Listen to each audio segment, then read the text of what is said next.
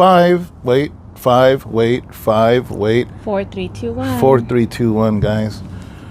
This is not our cross wall. I decided to take the wall down. I just tore it down. That's what's outside now. No. We're in the backyard. It's a nice, beautiful evening. Bullets ain't raining down anymore like it was yesterday. There's still some fireworks going on, though. Yeah, but those are fireworks, not bullets. Yesterday was like Vietnam. Yeah, it sounded really, really loud, guys. And I already have dinner made and everything, even though... Yeah. And it was really nice. And we have our patio out here. And I told David, let's... We're in our patio, but that's the backyard. That's the backyard. But we're in our little patio. Part of the backyard. That's a side yard, actually, because this is the side of the house. Yeah. It is Monday night for us, Tuesday morning for you guys. And we just wanted to change it up a little bit. Yeah. A little bit. You know, lately when I get up really super early, guys, I like to open up the doors. And if it's a cooler night, you know, I think opening up the doors is nice too, you know. And I tell the boys sometimes, you know, open up your windows or whatever you can if it's a cooler night, because it's been really hot, and I think we're going to have some really hot days coming really soon, right? You said it's going to get really well, this hot. weekend's supposed to be another hot one.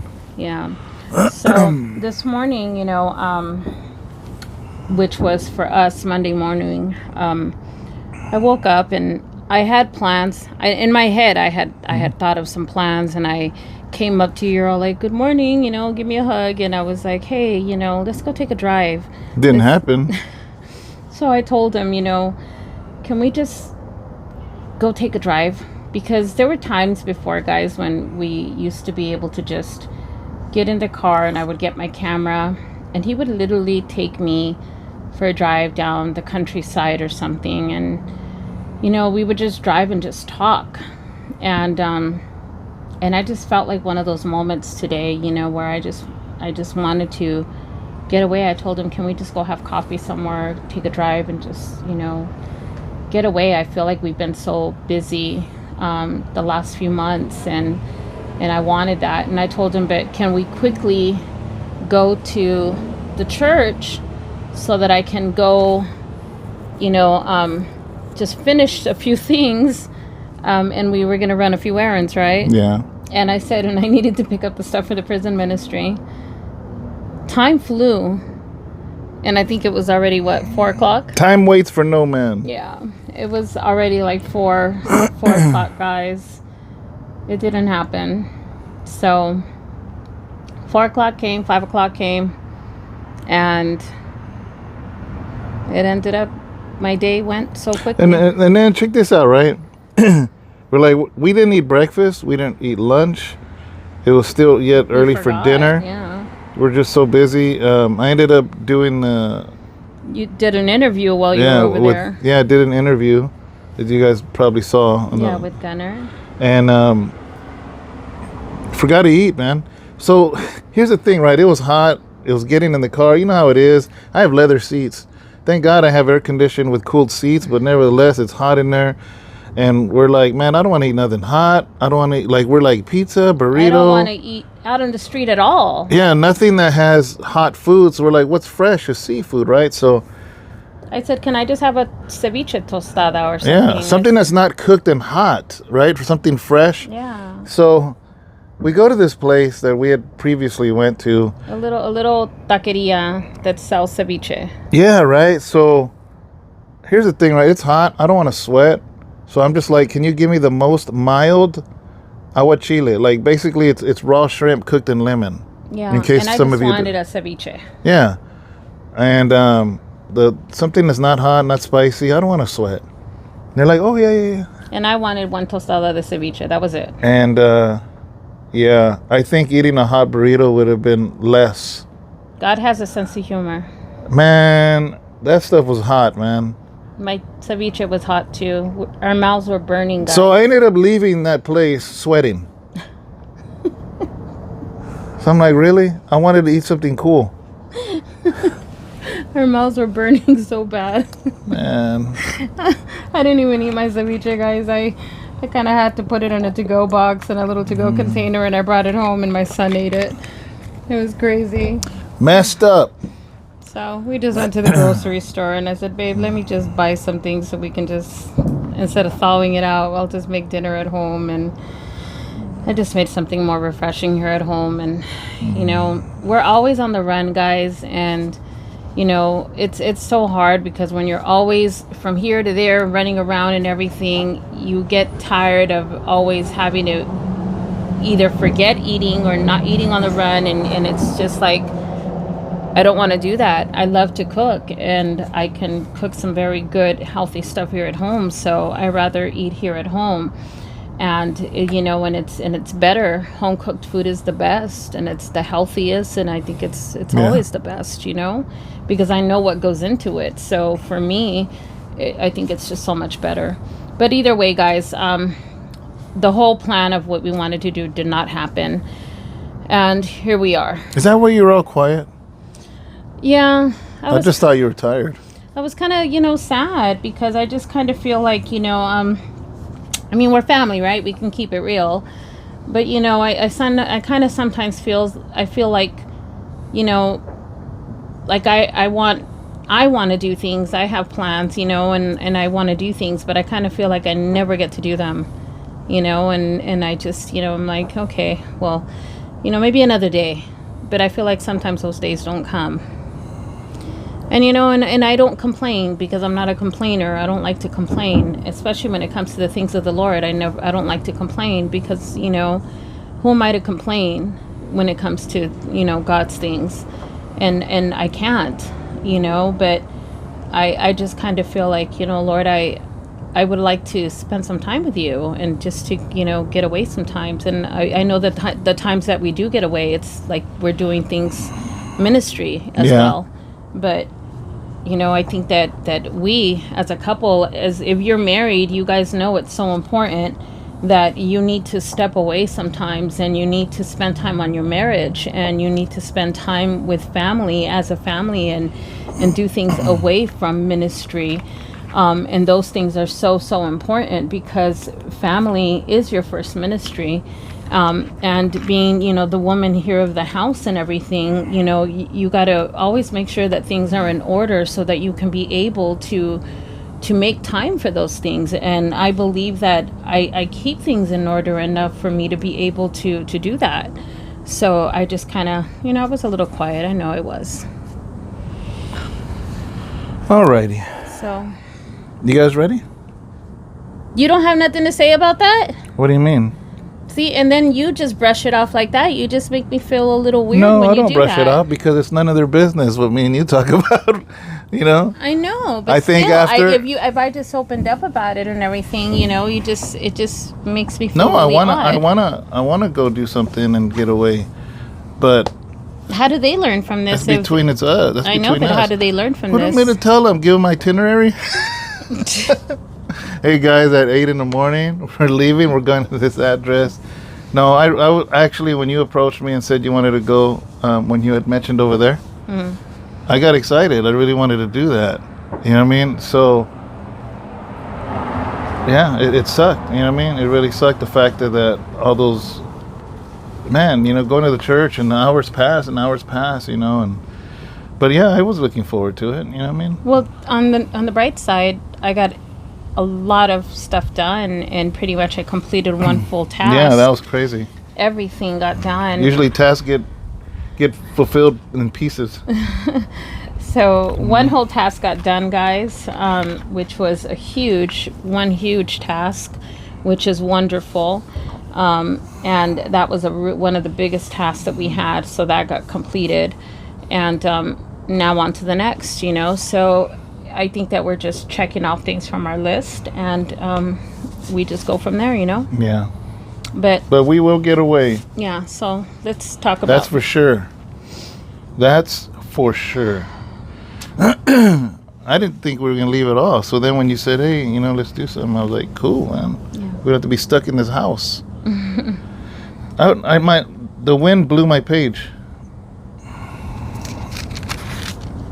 Oh, here it is. It feels so nice out here right now. I know. I wish I had a hammock right here.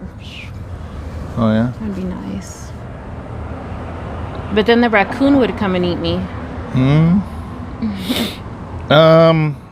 We are in the Gospel of Luke. Okay, Luke. Let's go to Luke, guys. He's reading out of the New King James. Don't forget that. 22, 31, and 32. And so chapter 22, when I say... So it's Luke chapter 22, verse 31 to 32. I actually use this for Sunday sermon. So you might, if you watch Sunday sermon, you'll be like, oh, wait, that sounds familiar. That's why. Okay, where am I going again? I'm sorry. Luke 22. Okay, Luke 22. 32? 31 to 32. So I use this on the Oh, perfect. They're together. I use this on the sermon, guys. So maybe we're going to come at it a different angle, or maybe just kind of go a little bit deeper. But anyways, here it is. Check this out. This is Jesus talking, right? And he's having a conversation with Peter. Peter was called Peter, Simon Peter, right? Or sometimes, so a lot of times you hear like, who's Simon? But it's talking about Peter, right? So it says here, and the Lord said, Simon, Simon, he's talking to Peter, indeed Satan has asked for you, that he may sift you as wheat. But I have prayed for you, that your faith should not fail. And when you have returned to me, strengthen your brethren. Okay, in the Message it says, Simon, stay on your toes. Satan has tried his best to separate all of you from me, like chaff from wheat. Simon, I've prayed for you in particular that you not give in or give out. When you have come through the time of testing, turn to your companions and give them a fresh start. Yeah. You know,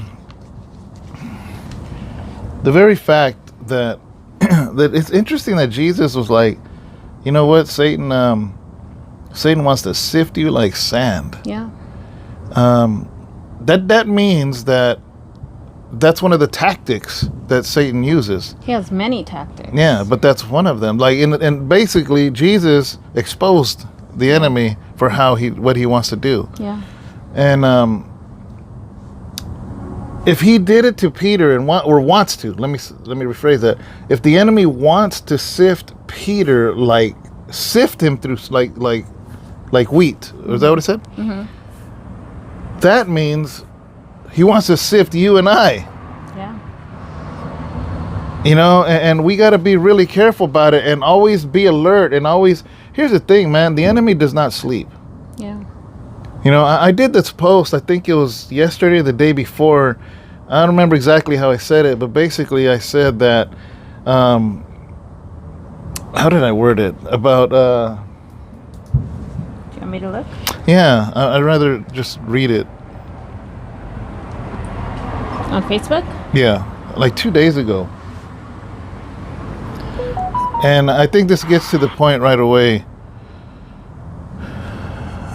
Your speaker was on? Yeah, I just turned it down. Are you on mine? Yeah. Okay. No, right before that. A little before that. It's probably that one. It's this one. Here it is. I wrote this. Actually, look, this is the post. Oh, it's too bright. You can't see it. I wrote, I've seen arrogance in being super religious. And I've seen arrogance in those that claim to be free from religion, all while the enemy laughs at both sides. Yeah. So it's like there's super religious people, and they're like, "We're not like you. We're not going to get sifted like sand." But they become arrogant about how religious they are. And then you got guys on the other, and these religious, they're like in 3-piece suits, and they're just like super Christian, and they, God forbid, they even have a sinful friend or anything like that. And then and they're just arrogant about it. And then you got the other side. They're like, oh man, we don't have to be all full of religion. We're free, man. We're free to do this. We're free to do that. We're not like you. And there's arrogance. And the whole while the enemy's laughing at both sides. Yeah. Because he's having his way with both. Exactly. You know what I mean? So we have to be very, very careful. That's why we have to be very discerning and understanding, you know? And like just today, well, yesterday for you guys, a brother, and I know he's a brother because I could tell and he basically was saying that he was very negative toward Gunner, because I interviewed Gunner. Not negative toward me at all, nothing. He's like, man, this guy, he's very negative. He's not a good, holy person. Well, I mean, Gunner doesn't claim to be a Christian. You know what I mean? And I wrote, and he said, you're right, basically. But basically, I was like, this is exactly why God has put me in the position to be of influence to this man. Absolutely. To build a bridge to Jesus, you know? At the same time, though, why wouldn't we want to be a light and an influence to somebody who has an influence to thousands? Yeah. But I have seen young Christians, they want to be an influence, and they end up getting influenced, so the enemy has sifted them like wheat. Yeah. You know, so either way, we have to be really careful, man, because the enemy can attack us from within, outside, or from within. Yeah. And... Well, I think for me, which yesterday... the enemy sometimes won't even attack us directly. He'll attack what surrounds us. It could be family, it can be anybody. And I know that the Lord was going to move tremendously, and I knew this from the beginning, because I know that when we woke up to go to church, the Lord, I felt it too. But as we were on our way to church, I remember we stopped, and we were already running. We were kind of running, like we were running on time, but at the same time, you're all like, man, we don't have gas. Yeah. And then we go to the gas station, and the pump that we stop at wasn't even working. And I'm like, okay, great. And then you go to another pump, and that one's not working. And it kind of backed us up a little bit. And then I had a new girl, which was... backed us up 15 minutes. Yeah, it really did. And then I had somebody new that was going to worship with me for the first time, that was coming from, quite a ways, meeting me on time. And I was like, man, and here I am trying to call her and tell her, hey, listen, we're going to be late. And she wasn't picking up her phone. And I was kind of getting a little irritated, because I'm like, man, we're already running late, and I told her to be on time, and I knew that we were not going to have the time to practice, and there was nobody else going to be opening up the church, on time, and we had to get the airs on, and just a lot of things, right? And so here we are, we're running late, guys, and then we get there. And I know that you had to turn on the air conditioners, get everything ready. And I start to practice, guys. And we started to practice a little bit late. And I understand that. And, we practiced a little bit later than what we were supposed to. And I didn't see David telling me that we needed to cut off, the practice already. And I didn't notice. And you came up to me and told me it's already time. And I guess you kind of, raised your voice, because I couldn't hear you. And I took it the wrong way, guys. I really did. And I kind of I kind of felt a little, because there was people already coming in. And I felt like I didn't have enough time to practice with her. And I kind of felt a little, I don't know why, but it was me. I felt a humiliation in a sense, even though he didn't mean it that way, but I felt it. And I went to him, and I immediately quickened after I had my conversation with him, and he told me, you know what, this is not the right time to bring it to me before I'm about to go up and preach. And I realized that he shouldn't have brought that to me before going up to worship. And that's something that we never do towards one another, because we don't take it lightly when we go up there and we minister in music, or when he ministers in word.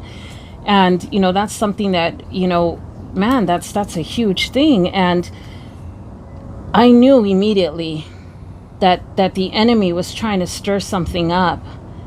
And that's why when I went up there to worship, I said, Lord, when I was praying right before going up there, I said, Lord, I need you to remove, and not allow the enemy to come in and bring and to rise up any of those feelings, because I didn't want to go up there with that. And I just released all of that. And, I remember that was the whole thing about me texting you, saying maybe we can find something in the future about them turning down the volume whenever it's time for me to come down for practice. That was the whole thing. So that's why I said, that's why I'm saying that the enemy will use any tactic. Yeah. He'll do anything that he can to try to derail anything.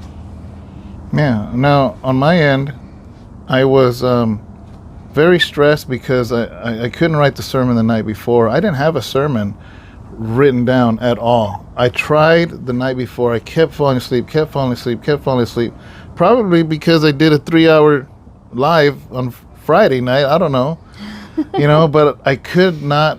It was weird. Like, I could not write it down. And I was getting so frustrated that I remember writing a couple little notes just so I would remember it in the morning. So in the morning I got up. And you told me that in the morning. Yeah, I told you I didn't have a sermon, and I just wrote literally, I think, whatever verses I used. No, that's it. I didn't have no notes, no nothing. So I'm just like, man. So then we get to the church 15 minutes late, and I'm turning the air conditioners on. I'm doing this, and I'm just like, I'm thinking of my sermon, thinking like, what am I going to say? I literally have 4 verses, and that's it.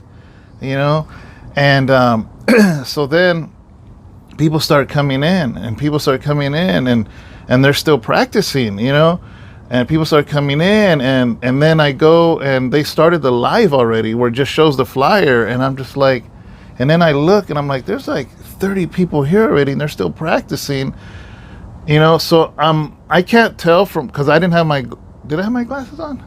No, I don't think so. So I'm in the door to the entryway into the sanctuary because I don't want to make a deal, and I'm like this, like it's late, but I don't think she's looking at me. Yeah, it was like 9:45. So then I went to do something else, and she's still practicing. So then I got a little closer where the sound booth was at, where Abraham is at, because it's kind of a corner so nobody sees me, and I'm like this, and then I don't have my. And then I went to do something, and then it's like there's like 35 people, and then there's a rush of about 8-9 people at the door walking in, and they're still practicing. And I walk up, and the music's loud. I'm like, it's late or something like that. I wasn't You like. did not say it like that. I didn't. What? You just said it's late. There's 30 people. Yeah, something like that, And so I didn't think nothing of it. I was just like letting her know, you know what I mean? I wasn't like trying to check her or nothing. I'm just like, it's late. Like, there's a lot of people here, So, and then I walked off, and I'm just like, man, what am I going to preach? But when people see you come up and walk off like that, and then for me to have to stop everything immediately, it made it look like a scolding. Yeah, I was just letting you know. Like, heck, if I was up there, I want somebody to let me know. So I kind of like played it off, and I was just kind of like telling the girl, okay, so you just kept talking the way. But here's the thing: is I wasn't angry, guys. I'm about to preach. My wife will tell you I take preaching very serious. Yes, I know that, and I take worship serious. I wasn't in a bad mood, nothing. I was just trying to inform her that there's a lot of people here, I walked off, and I just walked off thinking like, okay, what am I going to preach? What you keep interrupting? Sorry. You do that to me all the time. I'm just like, man, what am I going to preach? So the whole time I'm thinking about the sermon, still don't have nothing. I had no idea she got upset. I was just completely oblivious to it. I didn't get upset. I was hurt. I was completely oblivious, right? And then the countdown starts, like 3 minutes left, and that's when she says what she says to me, and I'm like, what? What? You know what I mean? And it threw me off so bad, guys. I was upset through the whole sermon. I'm gonna be honest with you. It didn't leave me. It did not leave me. It did not release from me. Nothing. Well, it did. The whole time I was upset. The fact that, like you brought this to me, and I have no sermon, and then I got upset, and I had no idea that she had gotten hurt or nothing. I didn't mean that. I didn't intend it like that. I had no idea. I just was trying to inform her that there's a lot of people and it's time. It's very rare that we have that many people show up that early. Because everybody's on Mexican time at our church.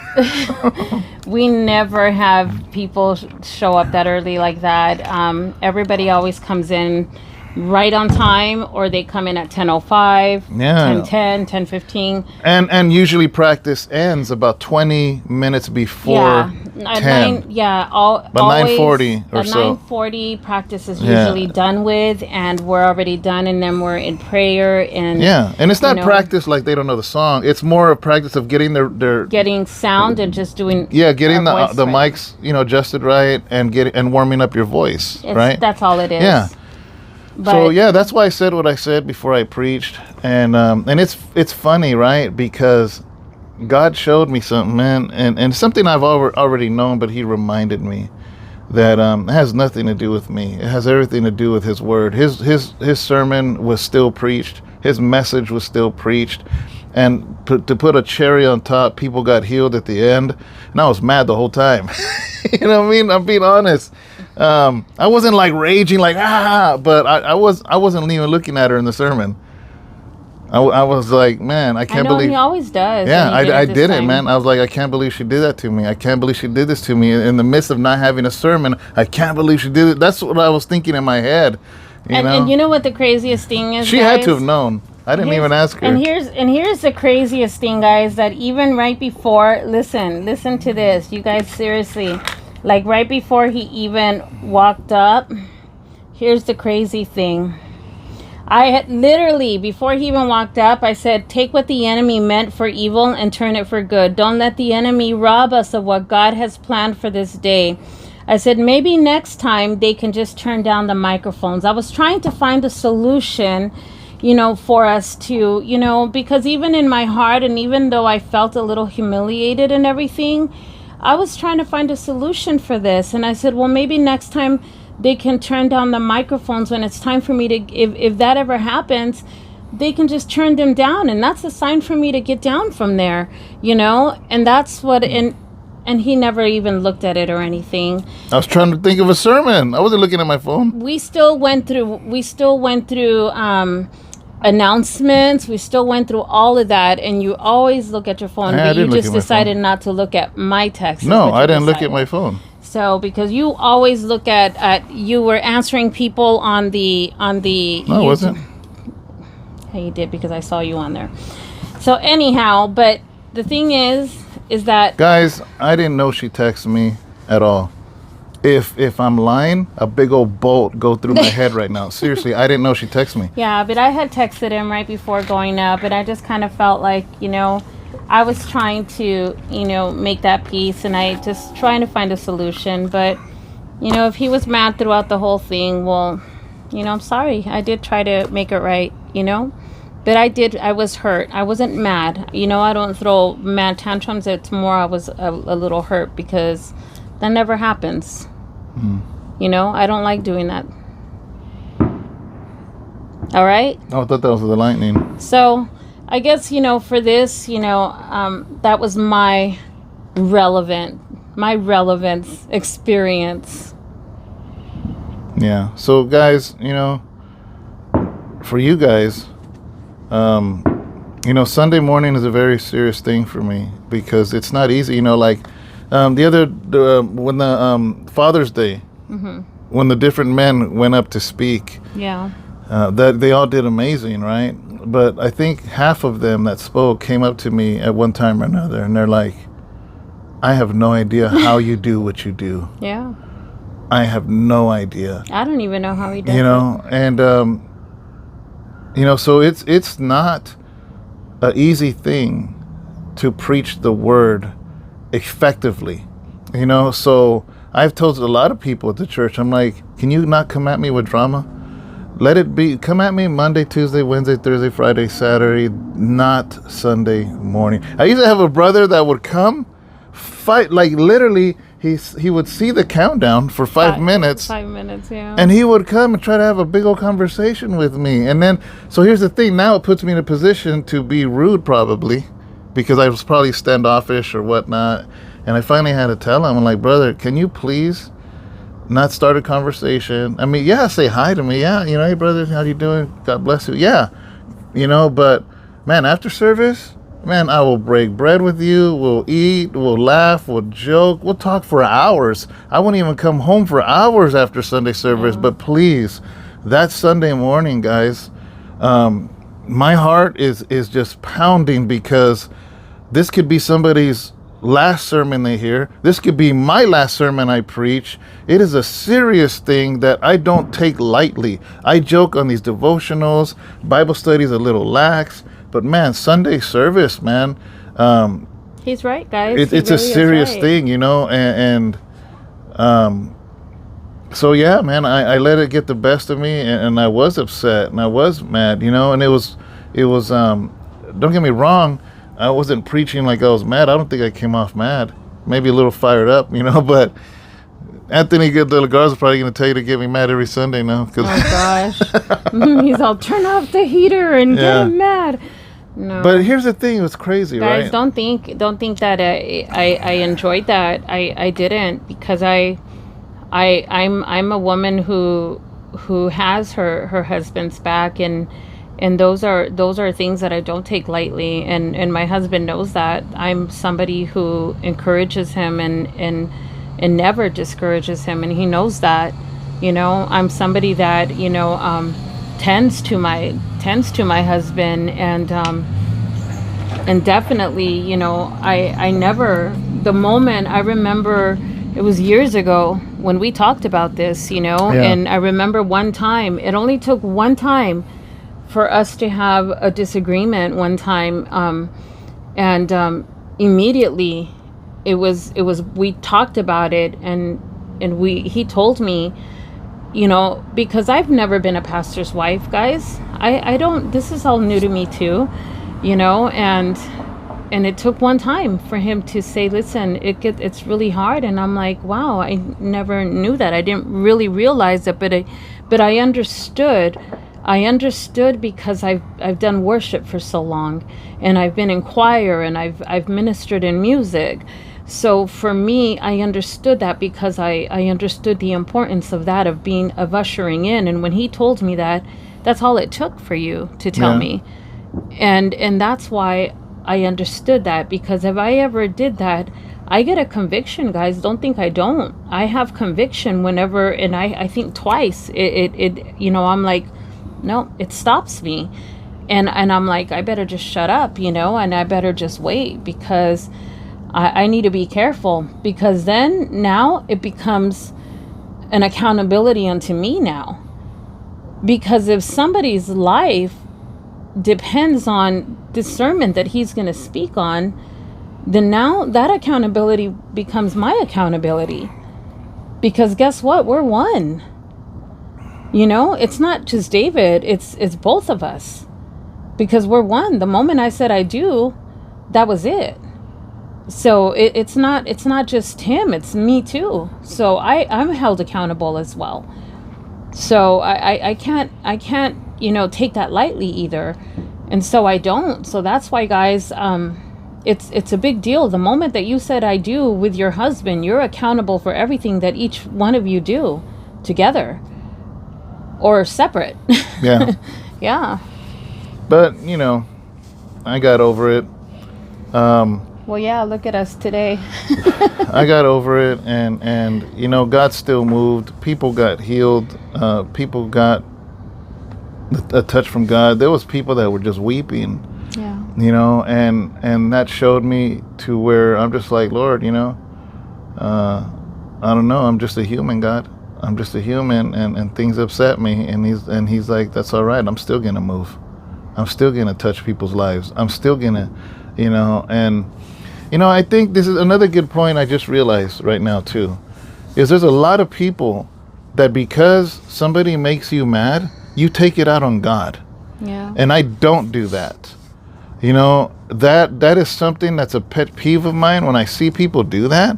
Like all of a sudden, even couples that divorce or separate, now all of a sudden they want to go to the bar, they want to go here. Now all of a sudden, now you're not serving God. What does your spouse have to do with you serving God or not? Yeah. Because you're going to stand before God alone. You ain't going to stand before God next to your wife or your husband.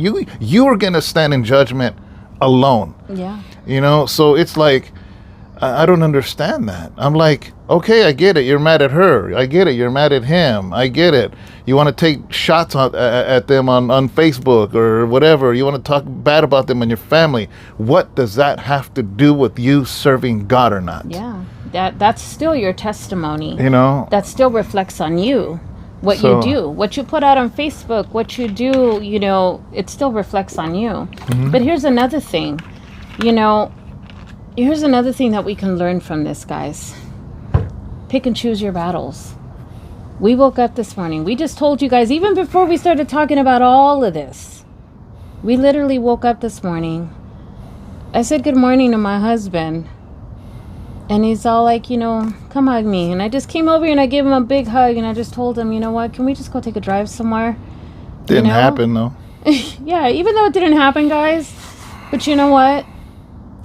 Nothing was different because that's the same thing that I do every morning with my husband. Well, I mean, I wasn't, by the time we went to Denny's, I wasn't mad, you know what I mean, anymore. We had fun. We were laughing. We were enjoying each other, everybody's company and everything. You know, we were already just fine. We were sitting here at home. He went to go see fireworks and came back and we were fine.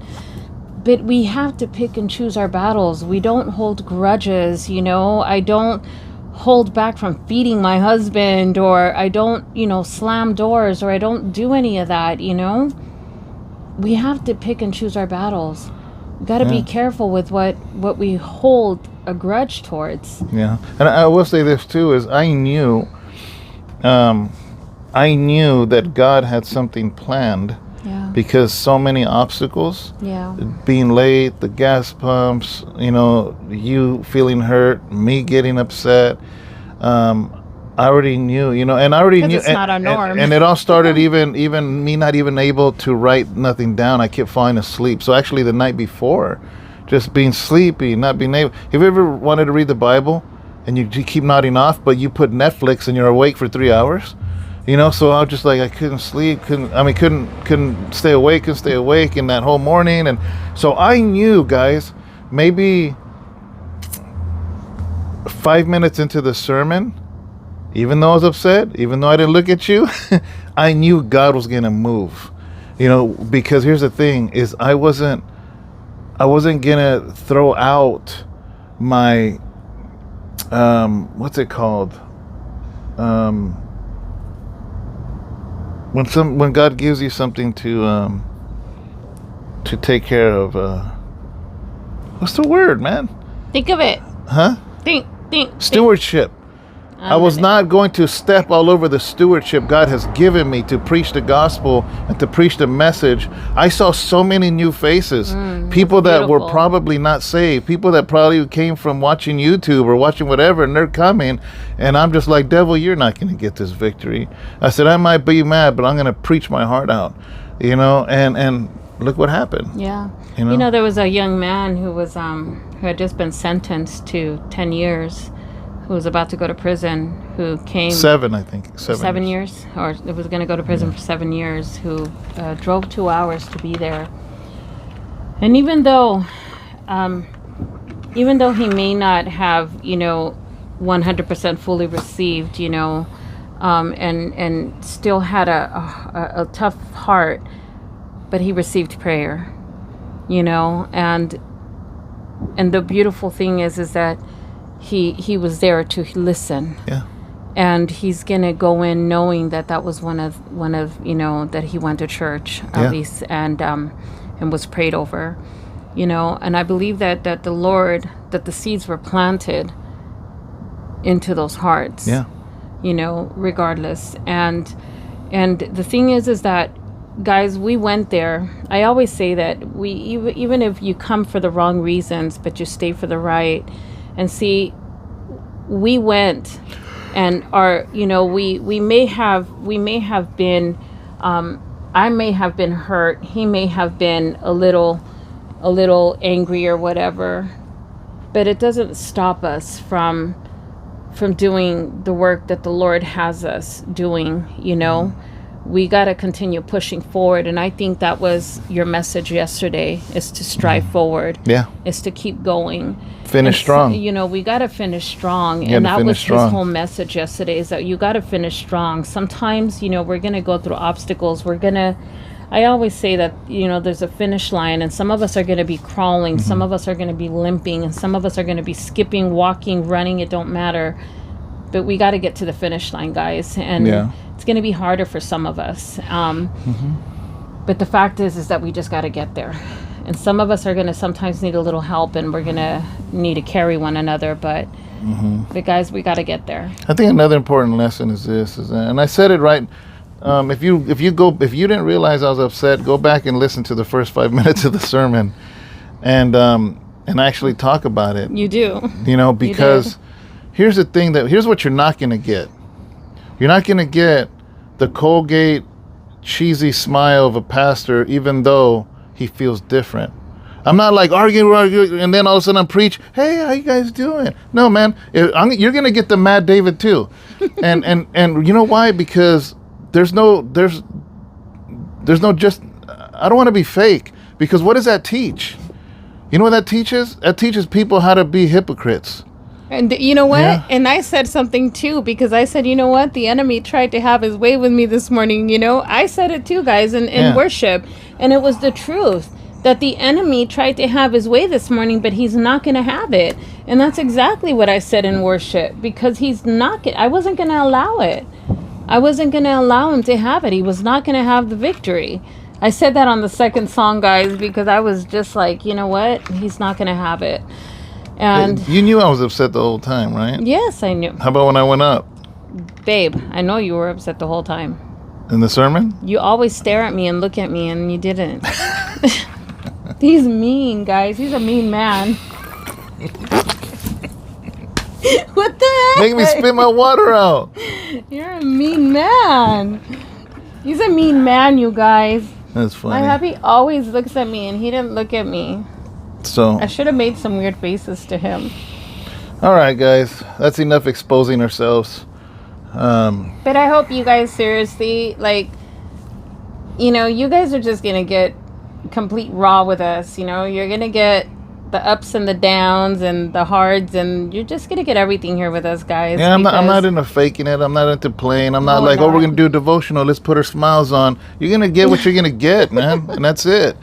And I just pray that somehow, some way, you learn something from it, You know what, you guys? I have grown so much with you guys here. I'm going to be so honest with you guys that I learned to not even wear no makeup with you guys here. Never in my life have I been the type of person to go in front of a camera or anything and not have makeup. Now I'm at the point where there's times where I don't even have makeup on, and I'm like, I don't even care anymore. I've been like, you know what? I don't care. Because if they're going to love me, they're going to love me just for who I am, and that has never happened in my life. And it's a trip, because when I was talking to my daughter one day, and I'm like, I actually go on YouTube, and sometimes I don't even have makeup. And, and she's like, are you kidding me? And I said, yep. I said, because I've learned to finally just let you guys in. You guys are just part of our lives, and it just is what it is. So, right? I was thinking of wearing a wig, but I could see your hairline already. If you had hair, it would be up to here already. Thanks. Thank you. I'm just saying. No, it wouldn't. Just, babe, admit to it. It'd be right here. Babe, it's up here. It'd be right here. No, you guys look. Look, guys, see? Oh. All right, guys. All right, guys, we love you guys. I'm glad you guys were able to hang out back here with us. This is our little. I should show them the way this looks. Yeah, this is really vintage style. But I don't know if my lens is clean in the back. Oh, yeah. Wipe it, can you? Before I flip it. Okay. And I'll show them what that looks like. It's really old school back here. I don't know which lens it is. I cleaned all 3 of them. Oh. Yeah, this is a little, what is it, a side patio or? I don't know what you would call this. Wait, how do I flip it? Does it not let me? I don't know. I thought... Oh, I guess not. I thought we used to be able to flip it, right? I don't know. You could just take it off and just show them. Well, no, I could stop it, flip it, and then on editing, I'll put it together. All right, guys, check this out. All right, guys, so here's what we're facing. This is the patio. We put like a little old. Yeah, I put lights up there. That's the light we had. We actually had that light in front of us so you can see us. There's a little old wooden table here, some old rocking chairs. There's my Bible, or I say my Bible. And it's all full of ivy, guys. If you look at it all the way to the top, it's like there's like kind of like ivy all the way through, all the way. Show back here. What? Well, they saw already. No, right here. See, it goes all the way around, and it goes up here, and it comes to back here, and it goes to right there. See, guys? It's really cool right here. It's like a little, I call it my little chick area. This is where I would, if I had my little time, I'd have my little rocking chair. I already showed all that. All right, so. All right, guys. See you later. Bye. Bye.